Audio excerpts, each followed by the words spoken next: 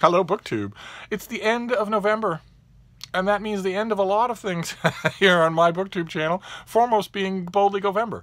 The easiest flippin' read-along you'll ever do, which was made by Matt at Paperback Junkie over on his channel. He decided to devote November to all things Star Trek. So in order to qualify for Boldly Govember, all you had to do was read one Star Trek novel, or one Star Trek book of any kind. Didn't even have to be a novel. Could be nonfiction. Plenty of nonfiction Star Trek out there. And I overdid it, as I tend to do, and started just making Star Trek videos all the time. But Boldly Govember is over. And it occurs to me that I have only one chance left to do the very promise that I made that got me into Boldly Govember in the first place. I told Mark at Richardson Reads that if he sent me a Star Trek book, I would review it. And he did better. He sent me a 3. He sent me a trilogy. And I read it at the beginning of the month, and I've just been putting off reading it, talking about it. And it's this. It's the Janus Gate, a 3-part series by L.A. Graff of Star Trek novels, obviously set in the original show, the original 5-year mission of the Starship Enterprise under Captain Kirk. And the Janus Gate in question, the alien device that's at the center of these books, is a gateway not only to the past, but to alternate pasts and alternate presents and alternate futures. So we get a whole bunch of that, a whole bunch of mirror style speculations on what an alternate Federation would be like if it had lost a major war with the Gorn, for instance, and all sorts of familiar names crop up in these 3 novels in various altered versions of their timelines. So that was fascinating on its own. And also the main gist of the Janus Gate trilogy is that L.A. Graff wants to focus the narrative on lesser characters in Star Trek. Not Jim Kirk and McCoy and Spock, but rather Chekhov, Sulu, Transporter Chief Kyle, a couple of lesser people than that, people who don't always get the limelight. And it's a great idea as the premise, maybe for a book, maybe not for a trilogy, but the author doesn't do it. The author doesn't have the strength of that conviction. That would be a great idea. Knowing how, for instance, not a section chief, but maybe an assistant section chief somewhere on the Enterprise, knowing what their day was like, maybe not even an epic adventure, but rather just their time, or maybe their participation in an epic adventure where they don't have an epic participation. Knowing that, reading a book about that, what they think, what it's like to work for Scotty, or to report to Mr. Spock, a novel like that would be fascinating. No one's ever, Paramount has of course never greenlit a novel like that. Why would you? So you have to go to fan fiction to read stuff like that. I always find it fascinating when it's done well. Of course, it's usually not. And these books don't deliver that.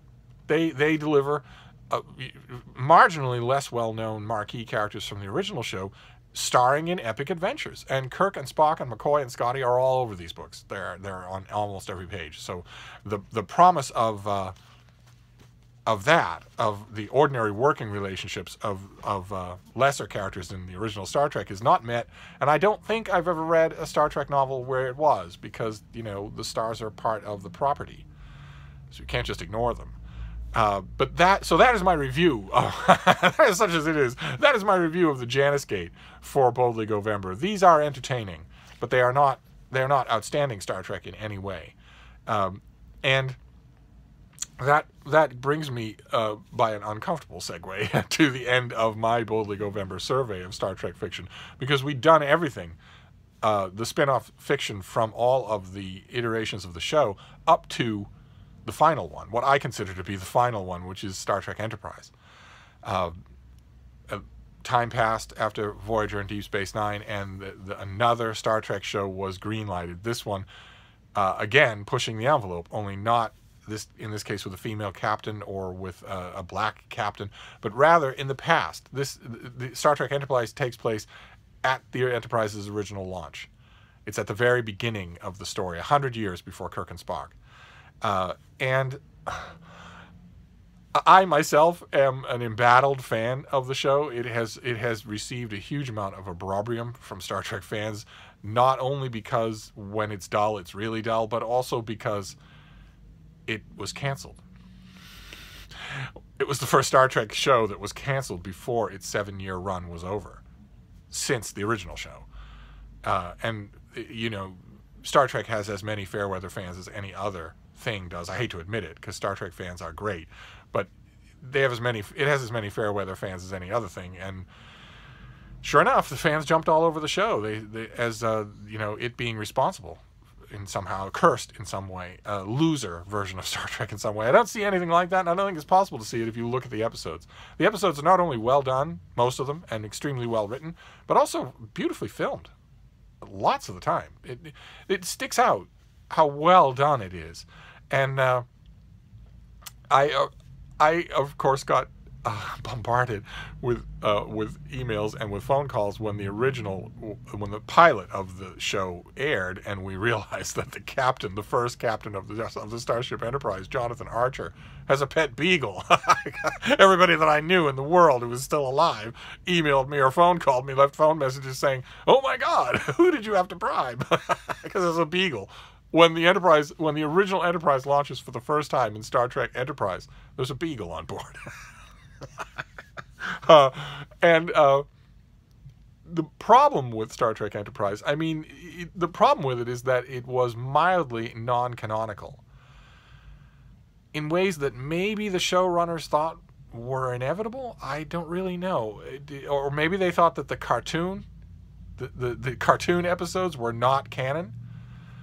I don't know one way or another. I don't know how you would work that, because the cartoon episode Yesteryear that gives us a lot of Mr. Spock's past is considered canon. Is it maybe just because it was written by the irreplaceable Dorothy Fontana? I have no idea. But one way or another, in the cartoon, we are clearly told that a man named Robert April was the first captain of the Starship Enterprise, and that he's still alive. So it wasn't 100 years later. And in Star Trek Enterprise, we're told that it's a man named Jonathan Archer. And I could easily see a studio suit somewhere in some meeting saying, "Look, we're not going to call the hero of the show April for 7 years." Something craven or stupid like that. But that's not the only way that the show was mildly non-canonical. It was not just that you have all of a sudden some new person, Jonathan Archer. It was also that longtime Star Trek fans, of course, Star Trek fans from the original show, will remember that one of the identifying tags of Mr. Spock is that we're told he's the first Vulcan ever to serve in Starfleet. And I don't know, you can fancy dance with categorizations and titles all you want, but if you have a female Vulcan named T'Pol on the bridge of your ship, taking commands from your captain and firing your ship's weapons, as far as I'm concerned, she's part of Starfleet. They don't ever actually say that, so I guess maybe they get around it. She's some sort of liaison from the Vulcan people. And I think those things, and maybe the extremely unconventional opening sequence, it was a rock music song, maybe rubbed some fans the wrong way, because you want innovation, but you want to respect the fans. In Star Trek, above almost anything else, you want to respect the fans. You don't want to upset them for no reason. I myself think that Star Trek Enterprise recovered from that almost immediately, and did brilliant work, especially in its last season, when everyone involved knew that it would be the last season and decided to just pull out the stops. It's the last season of Star Trek Enterprise where we see massive parts of Starfleet and Federation history being made. It's the last season of Star Trek Enterprise where we get not only plenty of 2-part episodes, but 3-part episodes. Unheard of. And thrilling overarching plots as well. The show goes, it loses its way. There's a season where there's a massive terrorist attack on Earth, and the Enterprise becomes a ship of vengeance, and there are good moments in that season, but it is mostly bad. But other than that, the final season of Star Trek Enterprise is terrific stuff. And unfortunately, it didn't matter. The show was canceled anyway. For me, it always made great watching, and on Netflix, it makes great watching.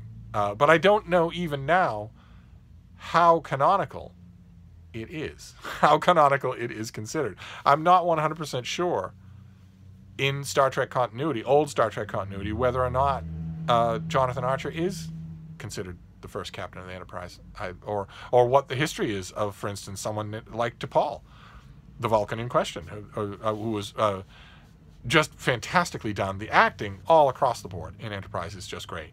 But if T'Pol would still be around in Kirk's time, Wouldn't she? I don't know, one way or another. Well, anyway, I really liked Star Trek Enterprise, but as with so much else that we've been talking about in Boldly Govember, Star Trek Enterprise did not create any good novels. I don't know if that's because the novel arm went through an editorial change, or because the powers that be decided the novels don't mean anything. They don't matter. We're not going to hire good people or anybody at all. I don't know one way or another, but I don't know how. I'm not even 100% sure how many Star Trek Enterprise novels there were, and I know there aren't any anymore. And that's a shame, because it was a very fruitful iteration of the show to write fiction in. But one way or another, as with so many other aspects of Star Trek, I have no novels to show you for Star Trek Enterprise. And that ends Boldly Govember, not just because the month is over, but because after Star Trek Enterprise, all of Star Trek changed. Star Trek had been famous even in these books, right? We just talked about. Star Trek had been famous since the original episode, Mirror Mirror. Star Trek had been famous for alternate realities, the concept of alternate realities, where quite a bit is the same, but key things are different in adjacent realities to our own. And always the plot in all of those, in every iteration, for, you know, the dark universe, for instance, of Mirror Mirror shows up in every iteration of the show almost. And alternate realities are all through Star Trek Voyager. But the key in all of those stories is that our heroes eventually make it back to our reality, to the right reality. And after Star Trek Enterprise, J.J. Abrams was given permission to redo Star Trek in the movie theaters. And he did. And he made a movie that is one of the dumbest movies I've ever seen. It's very effective, very entertaining. You know, make a tub of popcorn, sit down with popcorn and wine. You will enjoy every minute of it. The original J.J. Abrams Star Trek movie, you will enjoy it from beginning to end. But it makes no sense at all, and I am not being hyperbolic when I say that it's not Star Trek. And the reason for that is because it isn't Star Trek. It is taking place in an alternate reality. One of those alternate realities that we've seen so many examples of in Star Trek, only this time we're in that alternate reality looking elsewhere. From the Star Trek reality, the normal Star Trek reality, the one that safeguarded how many movies and how many TV shows, how many hours of entertainment, how many hours and hours of wonderful fun. The emissary from that Star Trek universe is a very old Mr. Spock, who comes through an aperture into a different reality, in which Jim Kirk is much younger, played by Chris Pine, in which there's a younger version of himself. It's an alternate reality, much like his own, but also much different. And he's the only person from our Star Trek reality to be there. And he's come to that reality to help save it from a marauding Romulan villain who also crossed over from the original, the traditional Star Trek reality. And that villain is defeated. And at the end of the movie, I swear, in the movie theater, at the end of Star Trek, the J.J. Abrams Star Trek, the first J.J. Abrams Star Trek movie, at the end of that movie, I was just expecting, I don't know why, because I already knew it wasn't going to happen. I was just expecting that we would follow my Mr. Spock back to his own reality. Who wants to stay in this weird alternate reality with, you know, the rock and roll soundtrack and a cool Captain Kirk and it was cool in all the wrong ways, all the insecure ways, and a whole bunch of other stuff? Who wants to stay in that reality? Our Mr. Spock is stranded in that reality, but who wants to stay there? I would think he would spend the rest of his time trying to get back home, and he doesn't. So, and he dies. In the Abrams universe, we're told 2 movies later that he died. After Leonard Nimoy died, they added a moment in the third J.J. Abrams Star Trek movie where we're told that Ambassador Spock is dead, meaning that in our Star Trek reality, the real Star Trek reality, Mr. Spock is born on Vulcan. He's teased as a boy. He goes into Starfleet instead of the Vulcan Science Academy. He stays in Starfleet, serves under Captain Pike and then under Captain Kirk, eventually becomes a captain in his own right, eventually becomes an ambassador, spends time on Romulus trying to effect the reunification of the Romulan and the Vulcan people, and then follows a renegade Romulan supervillain into an alternate reality, helps to defeat him, helps to resettle the Vulcan people of that reality, and dies in that alternate reality. So he doesn't have a funeral back in his own reality. And anyway, it was jarring. It was very, very jarring. It made it easier, in a weird way, for me to like the J.J. Abrams movies just on an entertainment level. You know, he goes on to recycle the story of Khan and a whole bunch of other stories. He goes on to recycle whole scenes and chunks of dialogue, obviously affectionate homages. So I didn't object, and I didn't mind, because none of my continuity cop reflexes were agitated, because this isn't my Star Trek. This is not taking place in the universe of my Star Trek. And unfortunately, the movies made money. Well, maybe fortunately for the movie theater, they made money. They did well. It doesn't look like there's going to be another one. Negotiations have just collapsed. The fourth Star Trek, J.J. Abrams Star Trek movie, was cursed from the beginning. Rampant egos, horrible a-holery on the part of the studio, a weird, and as far as I'm concerned, unexplained death of one of its youngest cast members.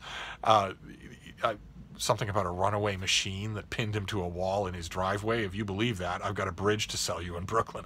One way or another, you're going to have a fourth movie where there's no Mr. Chekhov, or where it's a different actor playing him. I don't know even how you would do it, but either way, the movie's made entertaining watching, but I am sure I am not alone in wishing that we could return to the real Star Trek, and moving everything to an alternate reality that isn't the one that we watched for 50 years isn't actually respecting the fans. You're giving them fine entertainment, you're hiring a great cast, no problems there, but and I understand you might think you want to rejigger the series, this is the only way to do it. You can't rejigger the original series and say, all right, now this is Captain Kirk, because we already know Captain Kirk. We already have him. You have to sort of build as you go along, and you want to attract new people. I understand all that, and alternate reality is probably the way to go. I don't know. I'm not 100% sure. There are plenty of beloved actors and actresses out there who've had connections with Star Trek. I think you could have built a show around them. And it looks like there are these rumors that Patrick Stewart is reprising his role as Jean-Luc Picard in a Star Trek series. And I don't know if that's going to be the Chris Pine Star Trek world or the real Star Trek, what I consider the real Star Trek. I have no idea, one way or another. I guess we'll have to wait and see. But the only other Star Trek iteration that we have to go on is Star Trek Discovery, and it's abysmally bad. It's because it's not, we've mentioned on Boldly Govember that sometimes Star Trek iterations have toyed around with an overarching plot line.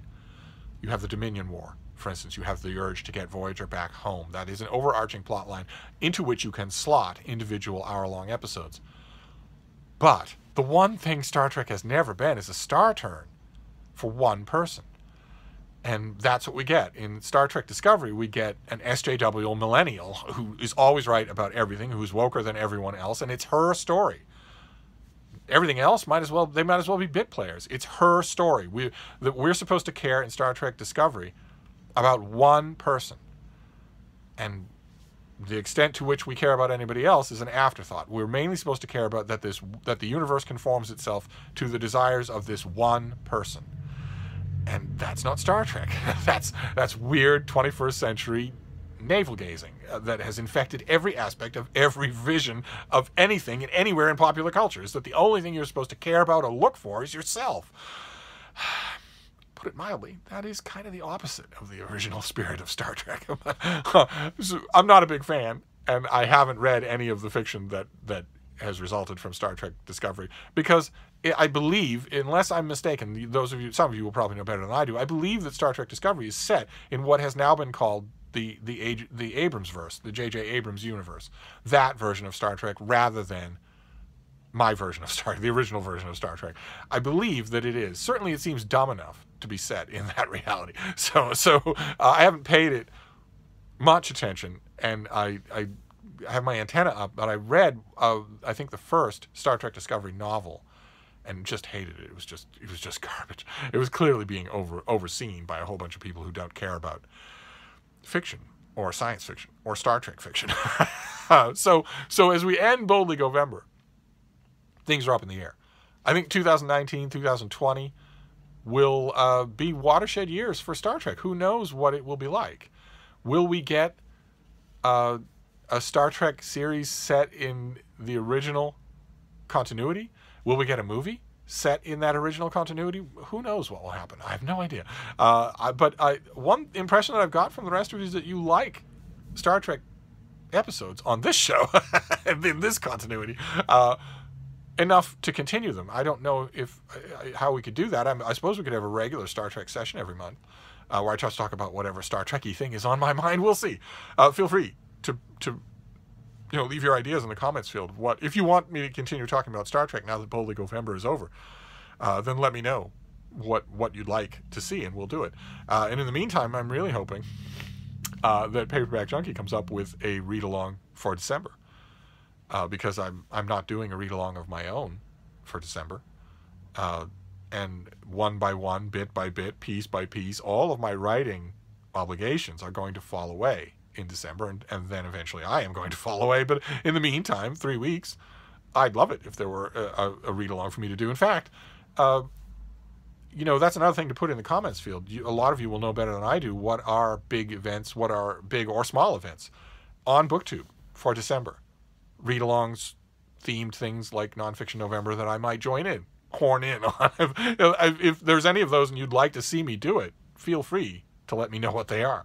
But anyway, I'm going to wrap this up. That is the end of Boldly Govember. It was wonderful fun. I had a great time co-opting it for my own long-winded purposes. And I will end this here, but we've got plenty of other things to talk about. So I will see you soon. Thank you, BookTube.